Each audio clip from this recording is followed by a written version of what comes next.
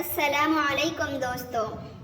ایک معلم قرآن انتہائی نصیحت آموز واقعہ بیان کرتے ہوئے کہتے ہیں، ایک بچہ میرے پاس آیا جو مدرسے میں داخلہ لینے کا شدید خواہش مند تھا۔ میں نے اس سے پوچھا، بچے آپ کو قرآن کا کچھ حصہ زبانی یاد ہے؟ بچے نے کہا، جی ہاں۔ میں نے اس کا امتحان لیتے ہوئے کہا، پھر آپ مجھے 30واں پارہ سنائیں۔ اس نے مجھے 30واں پارہ زبانی سنا دیا۔ میں نے پوچھا، آپ کو سورۃ الملک بھی یاد ہے؟ اس نے مجھے سورۃ الملک بھی سنا دی۔ مجھے بڑا تعجب ہوا کہ اس چھوٹے سے بچے نے کم سنی کے باوجود قرآن کریم کا کچھ حصہ حفظ کیا ہوا ہے۔ میں نے اس سے سورۃ النحل سنانے کو کہا تو وہ اسے یاد تھی۔ جو وہ میرے سوالات کا جواب دے رہا تھا، میری حیرانی بڑھتی جا رہی تھی۔ میں نے سوچا کہ اب اس سے بڑی صورتوں کے متعلق پوچھتے ہیں۔ میں نے کہا، آپ کو سورۃ البقرہ بھی یاد ہے؟ اس نے ہاں میں جواب دیا اور ساتھ ہی کسی غلطی کے بغیر سورۃ البقرہ بھی سنا ڈالی۔ میں نے متعجب ہو کر پوچھا، بچے لگتا ہے آپ نے پورا قرآن حفظ کر رکھا ہے۔ اس نے کہا، جی۔ یہ سنتے ہی پڑھتے مسرت سے میری زبان سے بے ساختہ سبحان اللہ، ماشاء اللہ، تبارک اللہ کے الفاظ ادا ہونا شروع ہو گئے۔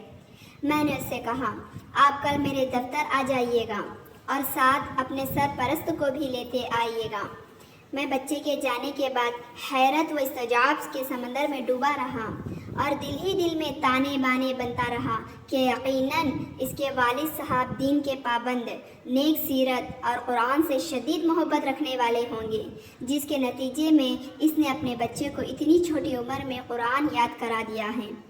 مجھے اس وقت حیرانی کا شدید جھٹکا لگا جب وہ کل صبح اپنے والد صاحب کو لے کر آیا تو اس کے والد صاحب ظاہری شکل و صورت سے بالکل بھی متبع سنت اور پابند شریعت نہیں لگ رہے تھے۔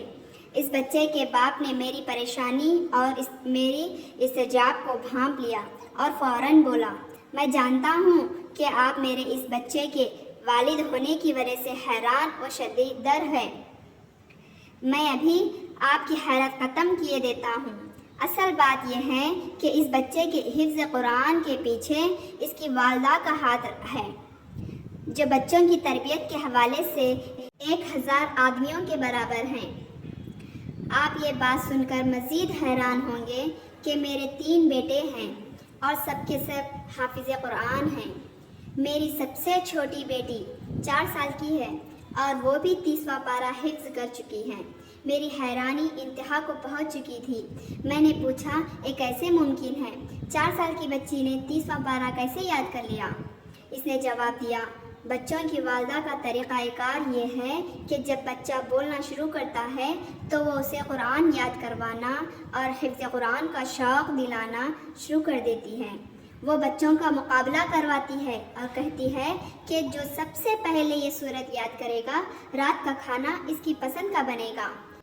جو سب سے پہلے پارہ حفظ کرے گا، ہم ویکینڈ پر اس کی پسند کی جگہ جائیں گے۔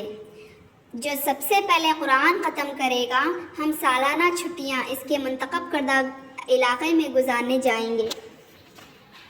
یوں بچے اپنے اپنے شوق کی تکمیل کیے حفظ قرآن میں بڑھ چڑھ کر حصہ لیتے ہیں۔